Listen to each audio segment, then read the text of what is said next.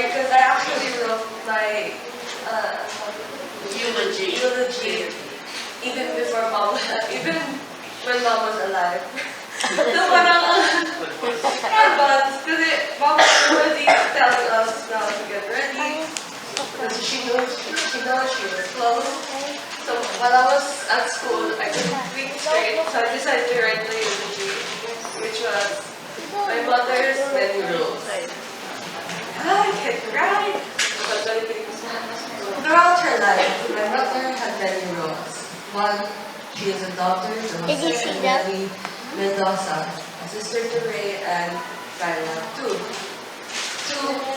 she is a friend to dozens of people. That's just how she is. She'll just come into your life and paint it with colors you've never seen. According to her, it's important to make a lot of friends in order to have connections. So in order to have, when you're in a time of need, you have someone to approach. And she told us her children to do the same. Three, she was a performer. She used to sing and dance in a band and would perform in front of a lot of people. Up until now, she grew older. She would dance as she does karaoke or dance in front of a mirror and would imagine she was back on the stage like she used to. 4. She's a wife and a mother. She married my father in court and became a family soon as she gave birth to my sister Ate Gisela. 5. She's a storyteller. My childhood was filled with fun and fantasy because of the stories she told. She would tell stories from her childhood, from her relatives, about fairy tales, and would even make up her own version of the fairy tale in the nursery rhymes. And she's so spontaneous. When telling a story, she would just make one up on the spot. Part of her I inherited.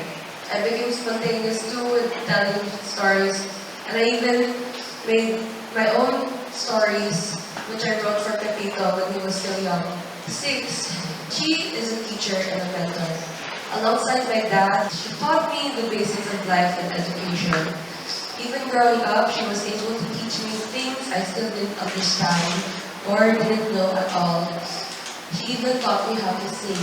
7. She is my audience. Ever since that she taught me to sing, I started writing my own songs, and she would always be the first to hear it. Either her or dad, or together. Anything I had to say, something to show, she was always there to listen. She would also chip in to what to say, joke along, and so on. 8. She's my therapist. I admit my sisters were mostly my therapist. When there are times of need, I really had to approach her because she's the one who has a lot to say, because she's more experienced in life than my sisters. She would tell me what I should do in life because she's been there. She doesn't want me to end up like her. All in all, she was a really great person. She had an impact in each and every one, and I'm really sad and happy in the same time that she's gone. I'm sad because, of course, I love her and I miss her so much. And I'm happy because she's finally free from the pain she was suffering for months. That is all. I'm gonna miss her so much. But I'll make sure I'll carry her around with me all the time.